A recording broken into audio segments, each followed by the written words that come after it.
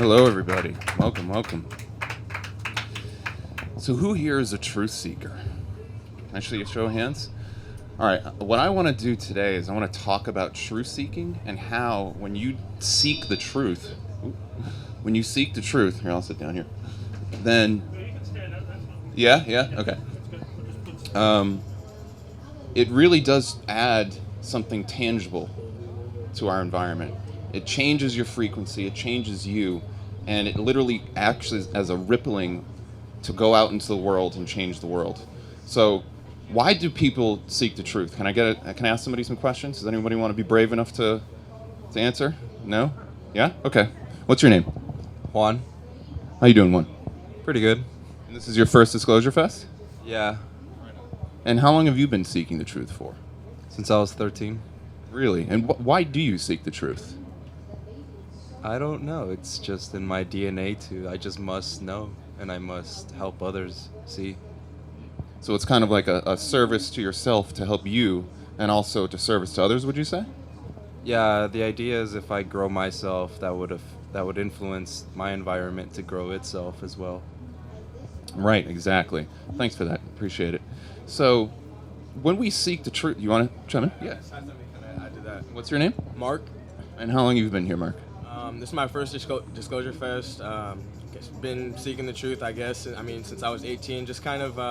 So I used to be 315 pounds a couple years back.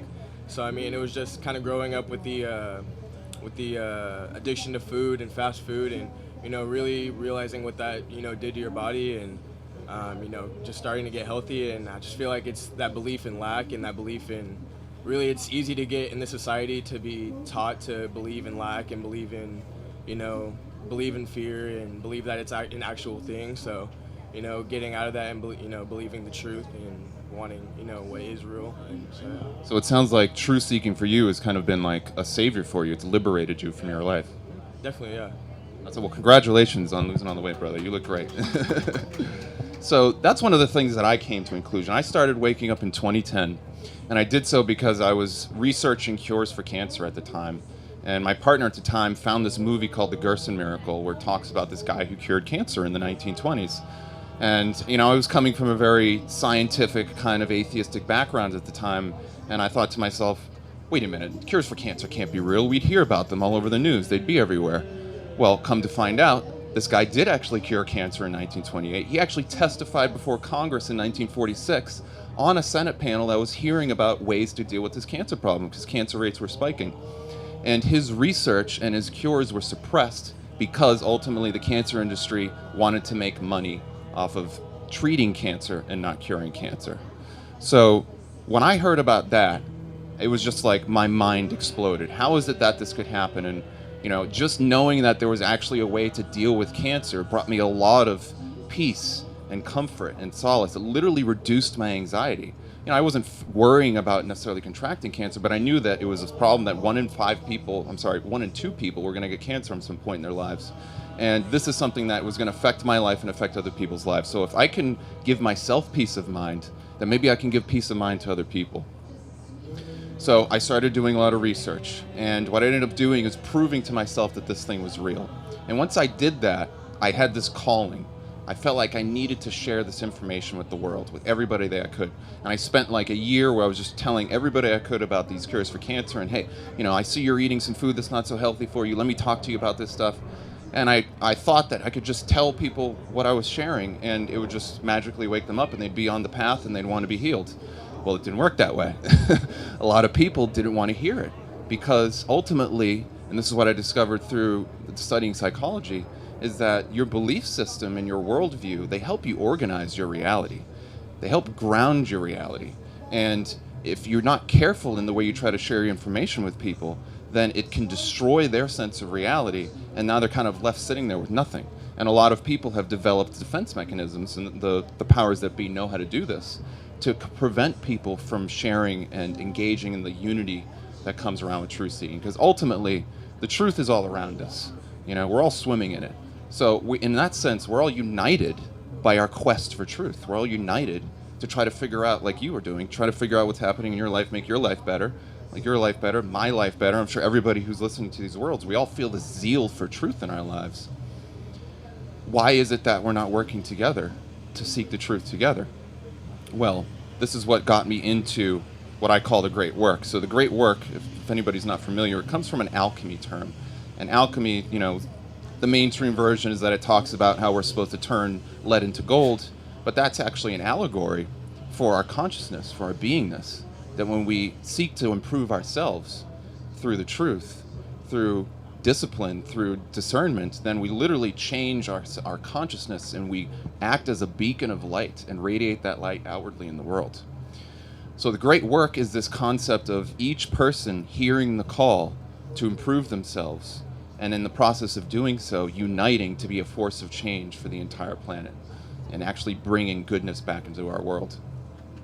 So I'm sitting there and I'm thinking, well, how do we do this? If there's all this really great information, if we have these cures for cancer, if we know about ways to heal the environment through like alternative technologies, if we know about this control system that's trying to suppress us, how is it that we can work together to solve these problems? And I realized that a lot of the things that keep us separated is our tribal mentalities. And that tribal mentality comes down to how we were raised as children.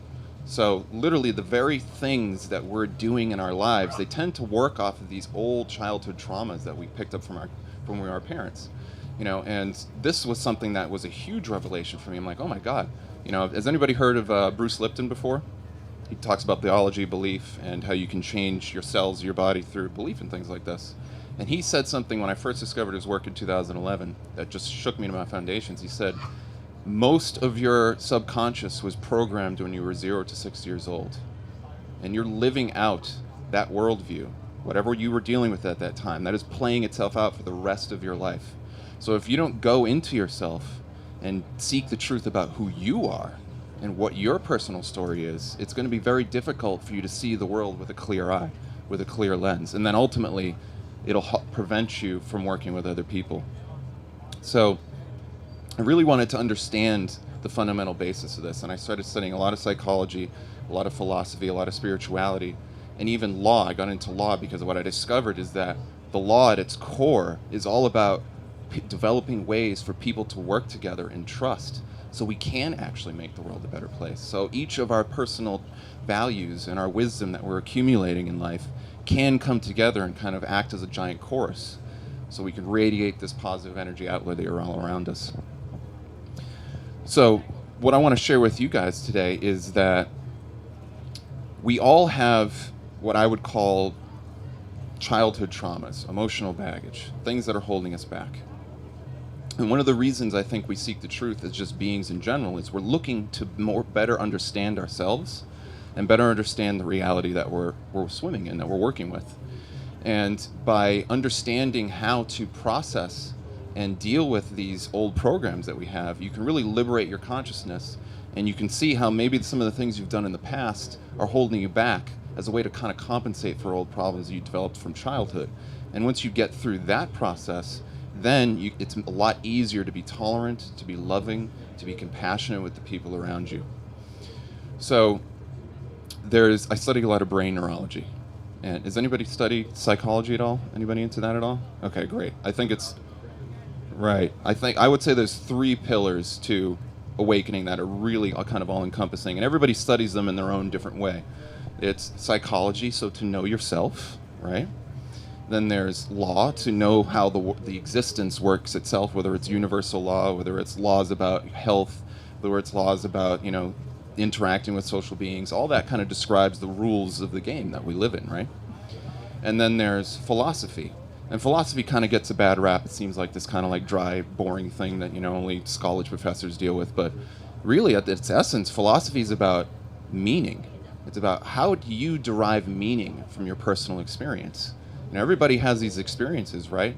What are the conclusions? What is the story that you are telling yourself as a result of your personal experiences in your life?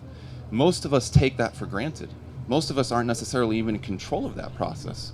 Most of us are walking around having these automatic programs that are judging our experience in terms of something like who's gotten road rage on driving through the traffic before. I'm guilty of that, right? Well, what's happening there? You're kind of interpreting this experience as a negative, and then what does that do for you? Do you feel good when you're raging against somebody in traffic? Not really. Or if it's not traffic, maybe you're working at a job and your boss doesn't respect you as much, and the way you deal with that is you rage against your boss, right? Or you rage against your family member. You rage against your boyfriend or girlfriend, your husband or wife when they don't do something you like. And there's these programs that we have of us trying to deal with the problems in our world through these negativities. So one of the things I realize is that we have the power through choice to literally change and decide that a quote-unquote negative experience is a positive one. And when you do that, and you have faith that there is actually a positive interpretation, your consciousness will literally start to fill in the gaps for you. Now, there's really interesting science to back all this up. It's the science of courage. Has anybody ever studied that before? It's fascinating. So we have 3 centers of our brain. We have the frontal cortex. This is where the thinking part of the brain, this is where like your free will operates, right? Then you have the limbic center. This is where your emotions are. And then you have the R complex. That's where your reptilian brain is the kind of thing that likes moving around and carrying out orders. And we have this thing called the amygdala, which regulates our fear response. Now, what's interesting is that the amygdala is specifically designed to look for, amongst many things, negative facial expressions in people. So if you damage somebody's amygdala through a traumatic brain injury, they're not going to be able to see negative emotional faces. So you can make like a grimace, like, "Urgh," and they're not going to be able to interpret it. They're going to see it as positive because that's what that center is for. Now, what's interesting is that your amygdala can be hijacked. Me and Neil were actually just talking about this last night. When you go through a childhood experience, if your mother or people around you make grimacing faces at you, if you watch TV where there's negative faces, as a child, you have no way to contextualize that. So your brain is literally going to see this negative face, and it's going to trigger your fear centers, and it's going to start to act like this automatic program. Because your animalistic brain, your animalistic part of you, because we all have this animal body that we're inhabiting, this meat suit as it's called, it's designed to survive. It's designed to look for threats, and once it's found a threat, deal with the situation. But there's a human side of us, there's a spiritual side of us that's trying to come down and work with this. And that's where the neocortex is. So the animal part only wants to see things in terms of flight or freeze. The human part sees things in terms of fight. But I want to expand that definition because it sounds kind of negative. So instead of thinking about fight as like you're being a warrior and you're using your rage, think about, has anybody seen Star Wars before? Okay, really great movie, right? What does Yoda and Obi-Wan Kenobi constantly encourage Luke to do? Not indulge in his fear, right? Don't use hate. Use love. Use the Force. They don't say love necessarily, but they use the Force. So what's the underlying message there? Well, the underlying message is that we have these instincts. We can deal with our problems in all sorts of ways. You can deal with the person who's cutting you off in traffic by raging against them. But is that really going to get them out of your way? Not really. It's just going to screw you up. It's going to give you this negativity. And now you're going to be swimming through this negativity. And then you're literally programming your brain through the amygdala to respond negatively to all these experiences in your life. Well, if you use love, you can still deal with the situation. You can love the person that came in front of you. You can forgive them. You can see that they're just trying to get to where they're going and give them a little compassion. And then what does that do? It programs love into your neurology and your consciousness. So when you make this happen, this is what's really interesting. When you have an experience that is jarring for you, that's unknown to you, it's something that you weren't expecting, this makes you feel alert, what's called fear response. And in a psychological perspective, when you feel fear, it's a state of alertness that you don't necessarily want to deal with, but it's there, you have to deal with it. If you develop courage, if you willingly embrace the fearful situation, if you willingly step into that situation and said, you know what, I feel like there's a positive way to deal with this, a loving way to deal with this, and you just allow that consciousness to come through, then your brain will literally start to funnel the information away from the fear centers and into the meaning centers, into the frontal cortex. And then you can develop a narrative or belief system that allows you to feel love for somebody that is attacking you, to feel love for the person that's cut you off, to feel compassion and forgiveness for your boss or whomever is the tyrant in your life that is making your life so miserable. And that's really important because when we don't produce fear, then we can see the world through the eyes of love, and love is creative, right? Love is the most powerful force in the universe, I think. So when you learn how to seek the truth about how your own mind and consciousness work, then it gives you the power to literally do everything else in reality to make your life better and to make the lives of everybody better. And I think that's one of the critical messages that we see a lot in movies. You know, I study the control system, I study the matrix, as it were. I'm sure people are pretty hip to the deep state, the Illuminati, the control, right? Okay.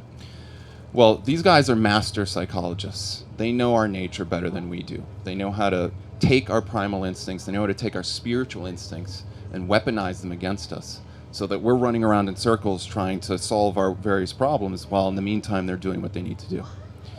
And one of the things that I discovered was that through faith in the goodness of all things, to actually having trust that the universe is actually always giving us exactly what we need to grow and become wise and to become mastered, then you can actually start to bias your experience to be positive. So it's kind of like assuming that something magnificent is going to happen. So I want to do a little exercise with you guys. It's a meditation trick.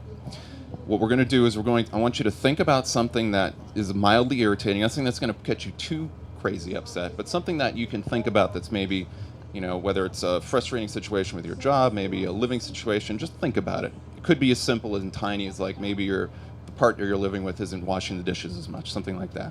Something that you've defined as negative that really triggers you. And I want you to, if everybody could just close your eyes for a moment, allow yourself to get into that space and think about that experience. And just allow that experience to come up and just sit and observe it, just like you're watching it, almost like in a fishbowl. You're seeing this like in a fish tank.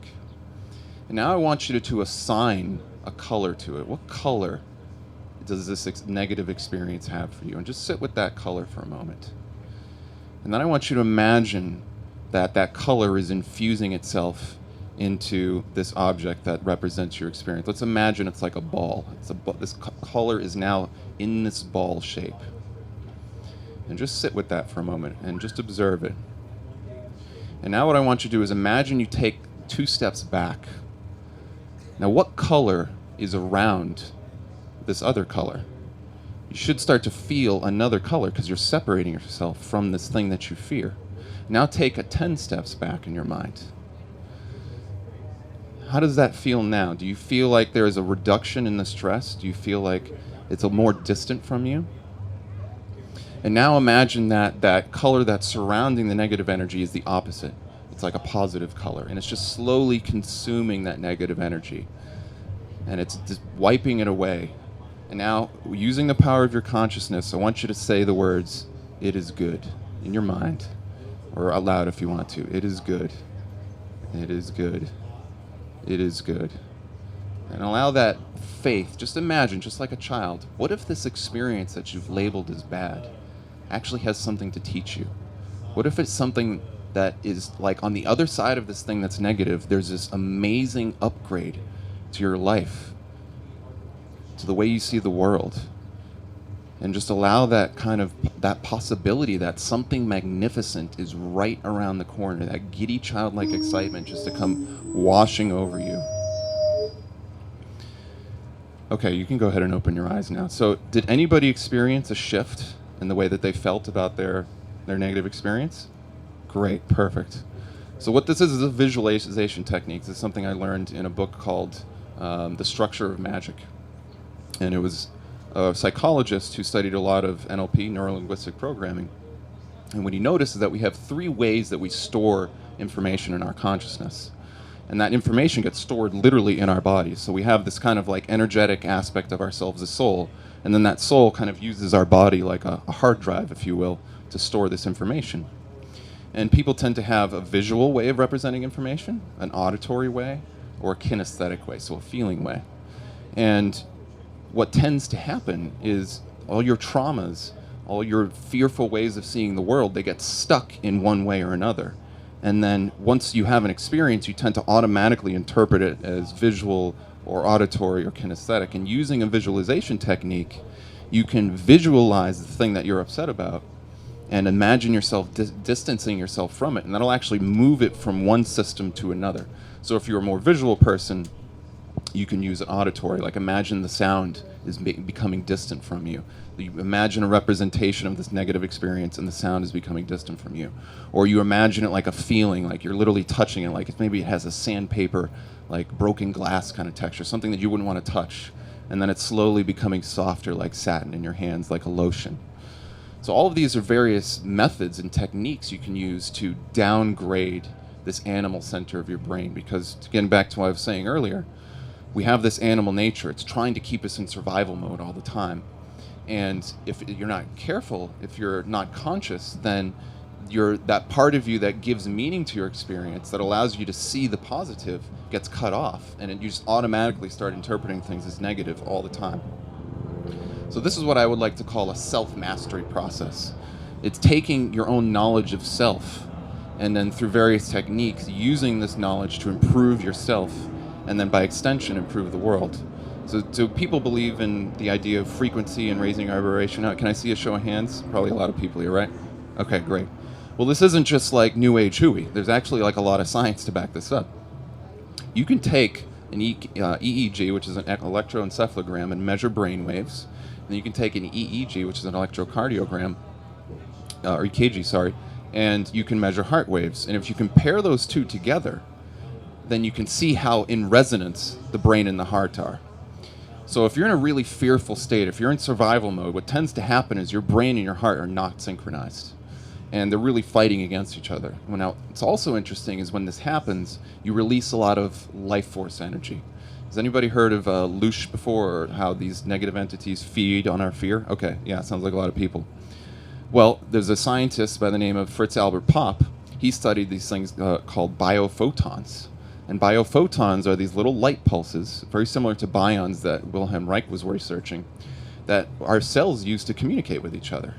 And when you're in a fearful state, when you're in a sympathetic response, when you're in a triggered response, your brain and heart get out of sync and you just start shedding biophotons like crazy. These aren't necessarily all bad. Sometimes you need that. So has anybody heard of instances where there'll be a car accident and a mother will lift the car off of her child to save her child?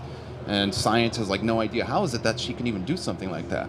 Well, it's because literally in that moment, she's shedding all these biophotons and she's using that energy to save her child. So it's not that when this happens, it's always bad, but it can be hijacked. Obviously, if you're not careful, you can develop a narrative, you can develop a belief system about your life that makes it so that you always tend to see enemies and specters and problems everywhere, right? And let's face it, we're kind of living in a world where that's kind of a reality in a certain sense. There are people that aren't necessarily have our best interests at heart. But to get to the Star Wars analogy, we don't have to use hate. We don't have to use fear. We can use love. We can use courage. We can rest on our personal sovereignty and our mastery and develop ourselves to become more competent and sovereign in the world, and then deal with these situations as a master instead of like a frantic student. So when you develop the ability to give meaning to your experience, when you ask yourself the question, what lesson, what mastery am I being given in this experience that I'm having right now, no matter what it is, and have faith that it's actually possible to have that meaning, you literally start to train your brain to divert that information away from the fear and animal centers and into the meaning-generating centers of the neocortex. And you literally start to change your biology and the way you see the world. When the brain and heart synchronize with each other, like I was mentioning earlier, it raises the vibration in the sense that you start to have upper-level harmonics. So when the brain and heart synchronize, you experience a lot of bliss, you experience a lot of happiness, the biophotons stop shedding, and you start to use your own energy just for you. You're not shedding it out. So these, whether it's a person who's like a psychic vampire, or a narcissist, something like that, or it's literally like a negative entity that's attached onto you, if you learn how to love and embrace your own experience with love, no matter how hard it is, then you're literally cutting off these negative energy centers and you're reprogramming your brain out of trauma, out of fear, out of control, and now you start to become a master of your own self. Who doesn't want that, right? I didn't grow up in a perfect life. I had lots of problems when I was a younger person. I had an addiction issue when I was a young person. I had to face a lot of things in my life. I'm sure everybody has their hardships and their stories. And one of the things I think is really important to consider is the hero's journeys. Everybody thought of the hero's journey before? So if you haven't, really cool thing to think about. The hero's journey is the story of a hero, protagonist, who's safe in his little village. He's doing his thing, or her village, and everything seems great, but then someday something happens. A challenge gets thrust onto him, and he doesn't want to face it necessarily, but in order to deal with the situation, in order to protect his village or protect himself or his loved one, he has to deal with a situation that he wasn't necessarily prepared to deal with. So he has to go out and face the dragon, and conquer the dragon, and then the result, save the village. And he doesn't know if he's going to be able to do this, but he has to have faith that it's possible. And then in the act of doing so, he transforms himself. One of the things that often happens in the hero's journey, which they use in movies all the time, is the hero goes through some massive, dark night of the soul moment, and then in the act of going through that dark night of the soul moment, they lose their infancy. They cease to be a child in relation to their experience. Now they embrace the hard truth. They didn't necessarily want to do it, but in the act of doing so, they unveiled and awakened this part of them that they didn't even know was there. And that's something that I've personally experienced in my life. It definitely sounds like something that you experience in your life, And we all have that. We all have these moments in our lives of hardship, of pain, of things that we didn't want to have to face. It's an initiation. I would call it a cosmic initiation. And because of free will, we can avoid that lesson, can't we? You can avoid it for years. You can die and never have truly embraced the challenges of your life, as many often do. But when you embrace those challenges, what ends up happening? You unlock this potential within yourself. Each of us have this potential. It's like we have this hero inside of us that's trying to claw outside of the shell of our beingness and kind of hatch itself into the world. So one of the things that I'd say is probably the most important as far as what I've learned in my life is that the things that aren't necessarily things that I enjoy or they're challenges or hardships, they have the greatest opportunity to teach me something. And if I can embrace that and have faith in the goodness that will come from that, then what often happens is wisdom and opportunities just manifest themselves, It's kind of like the law of attraction. I'm sure people have heard of the law of attraction before. I think that's part of it, We live in a universe of free will. What is the counterbalance to free will? It's universal law. How is it that my free will can dominate all of your free wills? Is because we have this thing called universal law that's kind of protecting everybody's free will. So that way I don't step on your shoes and you don't step on my shoes, and we can do our thing for the most part, right? Well, when we interact with the world, every time we make a choice, then we get feedback from the universe. And the choices that we made 10 years ago, we're still feeling that feedback, aren't we? If you made, let's say you made a choice to become, an alcoholic or something 10 years ago, you're feeling that choice today, aren't you? Of course. So if you embrace these opportunities in your life, then you can really do the work of actualizing your spiritual potential. And when you actualize that spiritual potential, you gain what I would call sovereignty. You gain maturity. One of the things that I study a lot of law, and I'm trying to figure out how is it that we can really make the world a better place.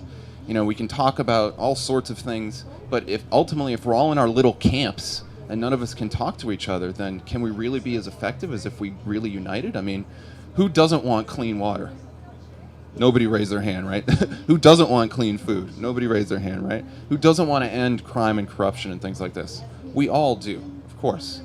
But are we working together in a collective fashion to do some of these things? A lot of us aren't, and there's reasons why. And one of the things that I think is important to talk about is how do we actually start to work together to form these coalitions, to form these groups so that we can really have an impact. And I think what we're doing here today at DisclosureFest, this is a beautiful event. There's a camp here, there's a tent here. Everybody has these various sections where there's really important issues and things to talk about, but we're all gathered under the same basic banner, which is disclosure. Now, what's interesting is disclosure means to reveal that which is hidden. So when you're seeking the truth, when you're seeking to understand reality, you're acting as a disclosure agent for yourself. You're knowing thyself. And then you can share that with other people. And if we develop the ability to speak non-combatively, so you have compassion with people, where if they don't accept your truth right away, you're not like trying to beat it down with their head, their mouth with like a hammer or something like that, then you can develop social rapport and harmony with somebody so that we can actually work together on these grander issues. So who here would like to live in a world where we have free energy technology, we don't have to pay for anything? Amen, brother. Who would like to have clean food that actually makes us healthy? Who would like to grow up in a world where we don't have to worry about, all the debauchery like pedophilia and, the control system, all this stuff? All right here, right? So how can we as a people work together on this? What are some of the fundamental problems that lead to these situations? We have a lot of awareness being raised, but are we asking these questions of each other to say, how do we contribute as a people to these problems? And this is where taking responsibility, remember I was talking about earlier, the hero's journey. It's very easy to take responsibility for something in your life, right? But are we also able to take responsibility for the collective aggregate that all our choices are making? And that's a really hard thing. It takes a lot of courage to say, you know what, maybe what I have done or maybe haven't done is making it easier for some of these problems to proliferate. Maybe I'm not buying the right food. Maybe I'm not voting with my dollars correctly. Maybe I'm watching too much TV or something. I'm not listing things that people shouldn't do, but I'm just throwing it out there that we have all of these activities that we're doing in our lives, and the aggregate of that, all of it creates the world that we're living in. So if we as a people can sit down at the same table, we all want clean food, we all want clean water, we all want clean shelter, and we can start to just openly and compassionately share our truths with each other, then we can start the process of developing what's called mutually agreed upon truths. And that's what forms the basis of a culture that can actually make and change things. There's been many times throughout history where people have gathered together to put an end to corruption, to put an end to tyranny, and it was a beautiful thing, but it only lasted for a little while because we kind of forgot the ancient wisdom of just how to sit together in community, in love, and share our compassion with each other, share our wisdom with each other. Because each of you, this is one of the interesting things, there's this singular truth that we're all swimming in, right? Everybody's looking at me speak right now, but you all have a different perspective on, this situation, right? So if you only try to focus on one person's perspective, you have to suppress everybody else's perspective. But if we all share our perspectives and we find a way to share that in unity with each other, now each of us, because we've heard the other person, now we have a holistic, we have a fractalized, we have an expanded perspective. Now I'm not just seeing the world through my eyes, I'm seeing the world through your eyes, I'm seeing the world through your eyes, I'm seeing the world through your eyes, and that better informs us. And then once that happens, we can have more compassion for each other to work in a way that can actually change things in a permanent fashion. So let me just check my time here. Oh yeah? Okay, great. So yeah, one of the things that I think is really important is learning how to seek the truth using discernment. I studied a lot of discernment. I'm sure people have heard of discernment before, right? When we talk about discernment, there's multiple different ways. There's what I would call like an energetic discernment, so like your gut, so you can read a piece of information or hear what somebody says and you can feel it resonating in your gut. I'm sure everybody's experienced that to some level. Well, there's this other kind of discernment that's also valuable. It's more of an intellectual, philosophical discernment. In philosophy, they call it epistemology. And what it is you want to take a piece of information, you want to ask substantive questions to see like, okay, well, is this really true? And if it's true, what does it mean? And when I started studying this information, I woke up in 2010 and I'm reading about like cures for cancer and UFOs and, and conspiracies and, death camps, FEMA camps, all this craziness. And then also this really positive information about like 12-strand DNA and things like this. I'm like, wow, there's so much out there, but how do I know if any of it's true or not? Like, what's going on? And one of the interesting things I discovered is that there really is this like ancient science to discernment that has been purged from our society. One of the things that happened after the Rockefellers took over the education system in the 1800s is they started removing critical thinking and philosophy from education. And there's a reason why, because as I was talking about earlier, we all are trying to interpret our reality. We're all trying to make sense of our experience. So in a way, we're all philosophers. But philosophy isn't just this like automatic thing. You have to learn how to do it properly, just like anything else. So we have this gut, this energetic discernment. And what the energetic discernment tends to do is it tends to give us an assessment or a readout for how we feel about a piece of information. So if I said that I heard from a whistleblower that there was going to be a big announcement next week that free energy was going to come out and the deep state was going to get taken out, how many people would resonate with that, right? Yeah, you'd be a fool not to, right? So that's something that resonates with you. It jives with your belief system. So that's what the energetic discernment tends to do, is it gives you a way to know whether or not what you're seeing resonates with your belief system. The logical discernment is one that asks you to think about it kind of the opposite. It tries to get you almost in the observer's perspective and say, well, let me assess this. Even if I don't want it to be true, let me allow myself to think about it. It might be true, to see what it might mean. And this is where the kind of philosophic discernment comes in. So if somebody makes a claim about, it's going to be raining today, how do you know if it's going to be raining? You probably have to go out and look to see whether or not it's raining, right? If I tell you as an authority, let's say I'm a weatherman, well, you're going to just believe me if I tell you, if you believe in authority or something like that. Well, what you want to do ideally using a logical discernment process is you want to try to get your prima facie data. You want to look as much as possible to see with your own eyes. But sometimes you can't do that. Like if you're eating in a restaurant and the cook comes running out of the restaurant or the kitchen and he says, the food's poison, nobody eat the food. Do you have time at that moment to take a chemical sample and analyze it to see if there's something funky in the food? Probably not. You have to make a strategic decision in the moment. It's like, well, I don't want myself or my family to get sick, so we're just going to go somewhere else. So in a lot of ways, discernment from a philosophic perspective, from a kind of scientific perspective, is you trying your best to gather information, but you have to make a decision at some point. And the key is really to stay open-minded. And this is really what I think the big answer is that when you're discerning information, if you're going from your gut, that's great. You're going to get an assessment. But don't close the door at that point. Leave yourself open, because you're going to learn more as time goes on, and that will ultimately inform you about what's happening in the rest of the world and what's happening in the reality. You also need to keep an open mind when it comes to logical forms of discernment. So if you're being really discerning from a scientific perspective, one of the things that happens with a lot of scientists is they get really locked in their own kind of scientific dogma, and they can only see the world through chemistry, or they can only see the world through psychology, or they can only see the world through whatever their chosen viewpoint is.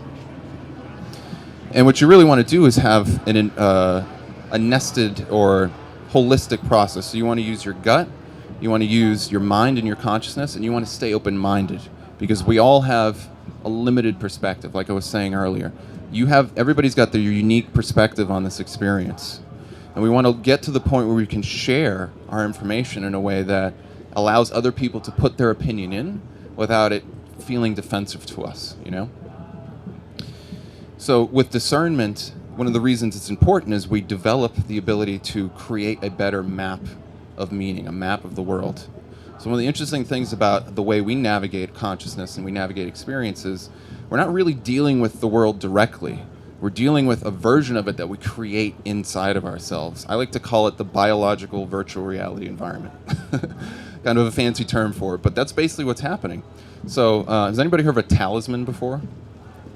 Talisman's very similar to a reality, but yes. So a talisman is an object that we imbue with some power that affects our consciousness. Okay? So if you expand that concept kind of outwardly, everything in your reality is a talisman, because everything has a meaning associated to it. What happens if you ever lived in a house where some really intense situation happened, like maybe your parents got divorced, or you broke up with a significant other, and now that place is kind of tainted with that negative energy? Well, that's because literally what you're experiencing in your reality is a replication in your own consciousness, and your consciousness assigns all this meaning to every single object in your experience. So by understanding that process and taking control over how you determine your own experience, you can literally change these negative talismans and you can create positive talismans.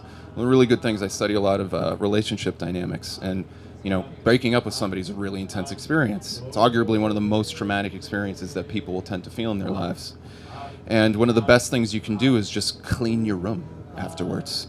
And it tends to wipe all that negative energy away. So one of the things we tend to do in our lives is you go to work, you have your office, you have your job, and you're just in this space where, maybe you're automatically thinking about things negatively because your boss is really hard on you and you're not really working a job you love, and, there's all this like stuff that's just holding you down.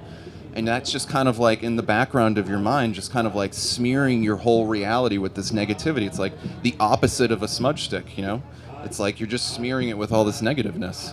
And if you're not careful, then before you know it, you've kind of boxed yourself into this reality for yourself that's really negative. So by learning how to transmute that, by having faith in the fact that something could be good, and then going through various steps and processes to deal with that, you can change the biological virtual reality environment. You can do chanting. That's a really good opportunity or example of that. You can, using intention, you can use your voice. It's very similar to like a singing or a dance. If you're in your house, for example, and you want to raise the vibration of your house, imagine the most joyful moment you've ever had in your life, and just sit with that in your consciousness. And then imagine that you could express that as a sound that you can make with your voice. And then just walk around in this kind of meditative state and allow that to sing out from your voice. And imagine it like the walls just literally like sucking up this positive energy. One of the things I like to imagine for me is really positive memories is coming home down on Christmas Day and seeing like all the presents. And it was a big family event. I didn't have to worry about school or anything. It was just like joy, happiness, right? And I just get filled with this really big happiness. And then what I'll do is in the morning I'll wake up and I'll kind of I'll connect with that moment of like pure joy and happiness. And then I'll like literally imagine it like a bubble just like exploding out into my reality. Like everywhere is just being filled with joy and happiness. Everything's like opening up a present for the first time on Christmas. It's just filled with this like, excitement, like something amazing is going to happen. And what I noticed was all of this negativity just started slowly like disappearing from my life. It was like taking a sponge. Instead of smudging something with negativity, I was smudging it with positivity. So this all, to kind of bring it back around, we talk about truth seeking.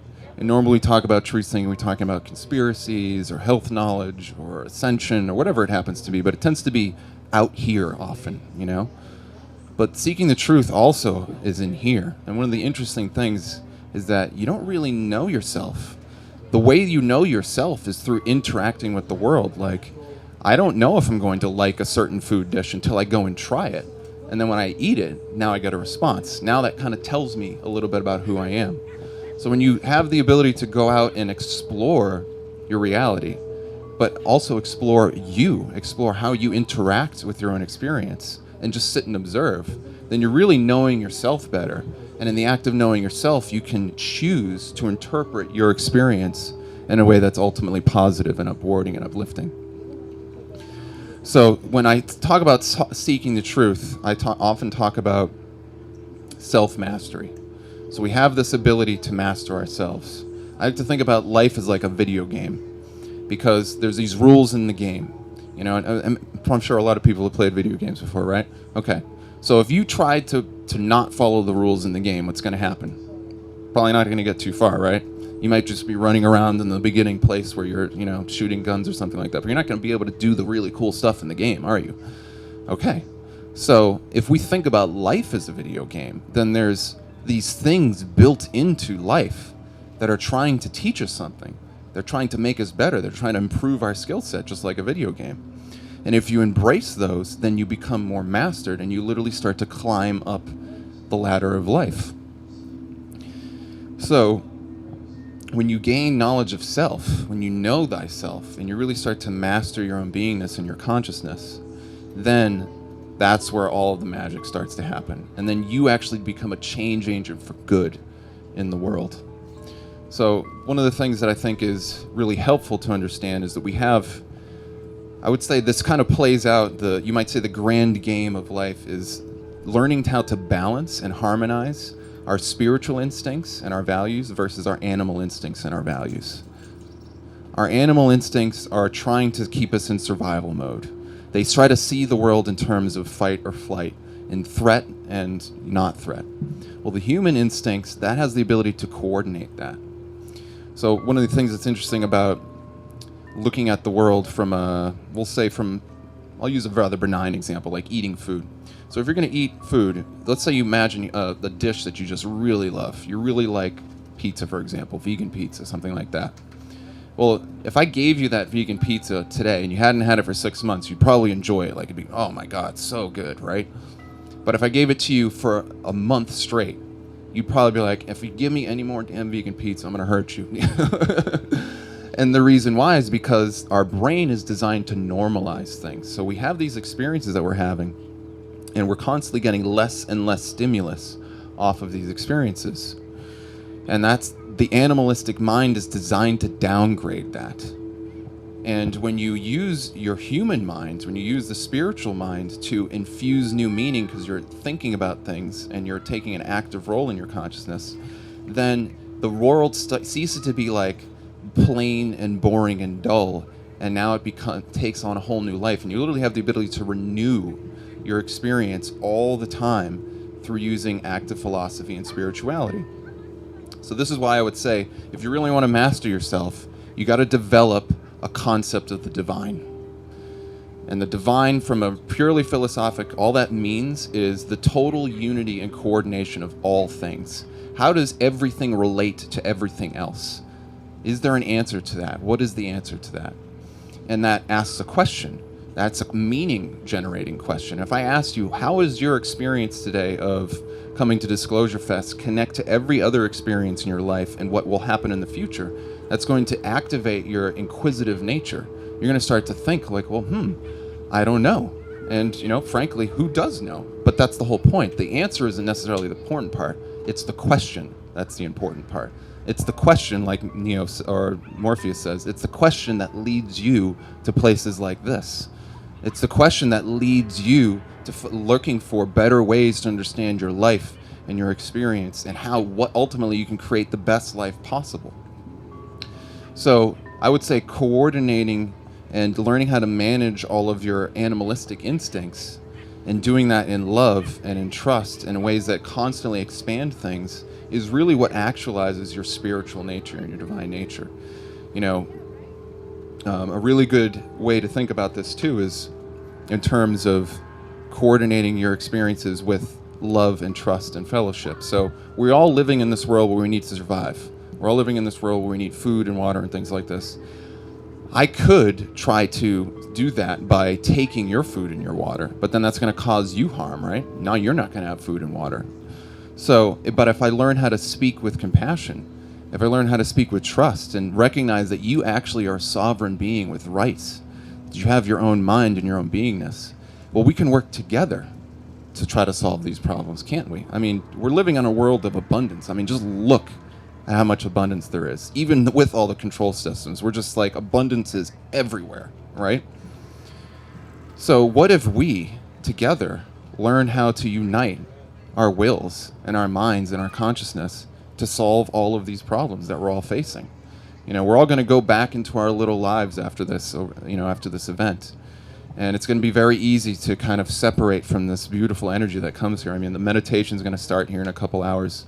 And that meditation has incredible power to connect us energetically.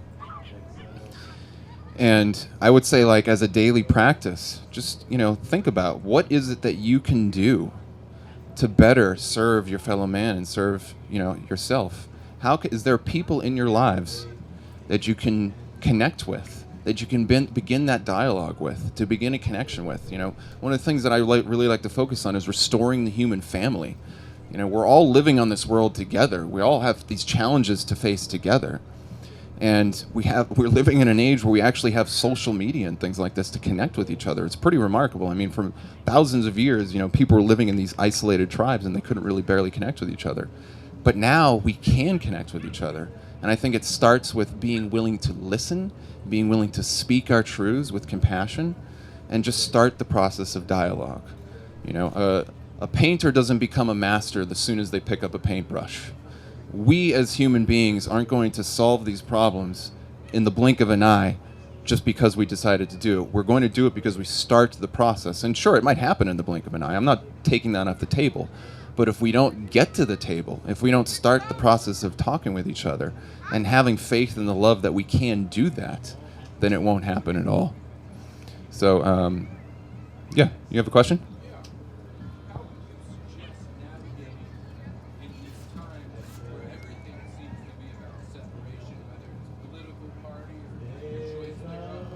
Sure. Well, one of the things that's interesting is that the reason we branch off into these separated groups, these tribal groups, like, you believe in, I don't know, you're a Trump supporter and we got, Clinton people over here, whatever it is, whatever, politics is a good example. It's because we yearn for connection with other people. And one of the things that's interesting is that the control system knows this, and they create a lot of division because they know that we're going to try to have connection with other people as much as possible. So realize that at the end, behind your kind of tribal divisionist thinking or other people's is really an ultimately desire to connect with people because people feel isolated. So if you can have compassion with somebody and just hear them out, you don't have to believe them, but just learn how to entertain somebody else's beliefs. Just like a child, when you're reading a bedtime story to a child, they can learn a lot from hearing the story. It doesn't have to be true in order to learn a lot. Well, you can use that same basic idea to listen to other people. One of the things that I would say in my social work that I do is just take a genuine interest in other people's lives. What is important to them? What do they care about? Why do they love what they love? Even if it's not something that you happen to love, just listen to them honestly. Give them a chance to speak, and care about them. And what often happens is you'll develop a rapport with them. One of the things that I learned from reading the Urantia book, which is a massive tome of information, but it says, one of the masters that's talking about how to raise the consciousness of the planet says, when you're trying to share truth with somebody, instead of trying to, like, as a campaigner, just dump your truth into them, listen to what they have to say. What is important to them? What are their truths? What are their beliefs? No matter how broken or imperfect they are, if you can listen to what somebody else has to say and then just drip in your wisdom and your information in the way that they can hear it, it creates that connection. So I would say, to answer your question, focus more on developing a connection and love with somebody than trying to make your version of the truth be the right one that gets heard. And have your truth be like, that's a goal in the future. But really, I care more about connecting with you as a human being than I do about you believing what I do. Make sense? No.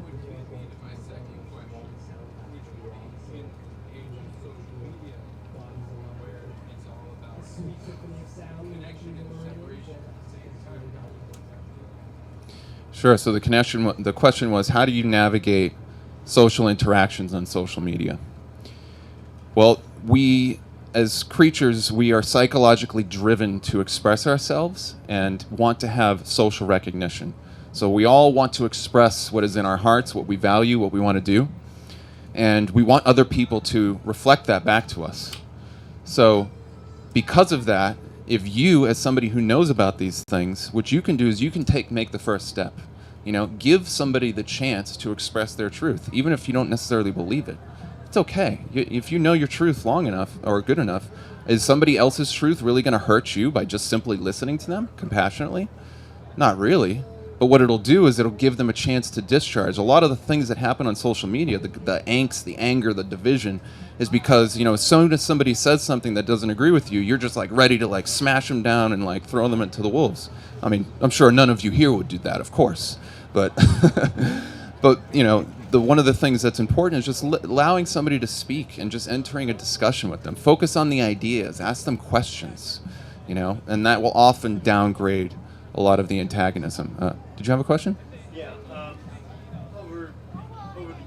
I myself am very open to the concept of past life because, to me, I see that as the great equalizer of our soul's journey.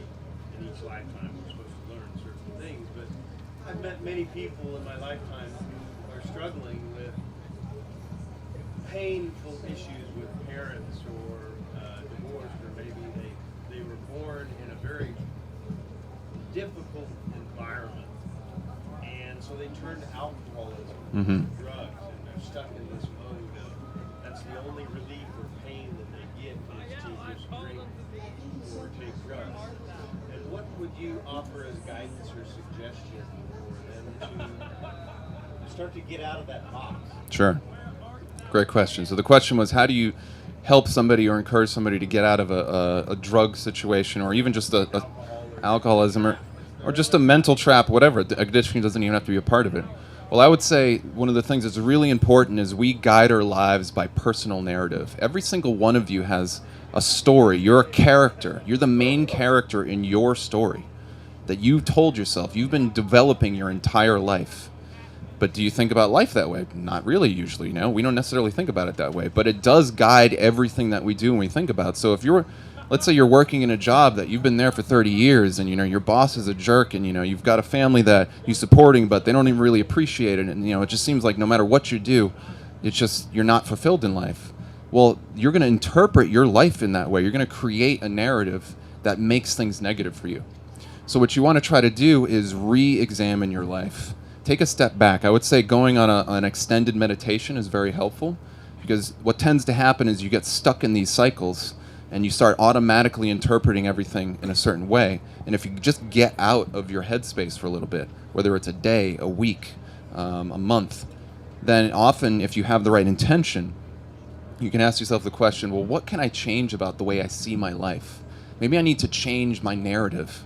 What is it that I can do to make my life seem empowering? Is there something I'm doing at my job that I've been telling myself I hate for 20 years that is actually doing something good for me? But What's the silver lining, why do you have to turn to alcoholism or alcohol to relieve your pain? How do you get out of that? Well, from a medical standpoint, the reason you're turning to alcoholism is because the alcohol you've decided at some level that that's your way out. So it becomes a talisman. Becomes a way for you to release this tension. And they've actually studied neurologically that when you have whatever your addiction is, whether it's cigarettes, alcohol, biting your fingernails, whatever your vice is, when you do that thing, it's like a ritual. It's a self-care ritual. You literally start to align your brain and heart, and you start to relieve this stress. So if somebody is having an addictive behavior, what it is, it's actually their survival mechanism for dealing with a situation that they haven't figured out a way to deal with. And ultimately, this is where the courage response that was coming in earlier.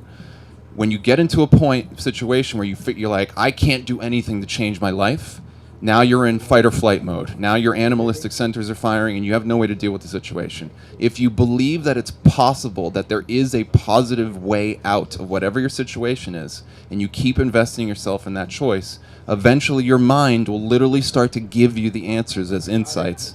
And if you keep following that energetic trail and pulling that energetic cord, you'll start to unravel the prison that you've written for yourself in your life, and you'll create a new life matrix, a new life path, a new life narrative that makes life more rewarding and fulfilling.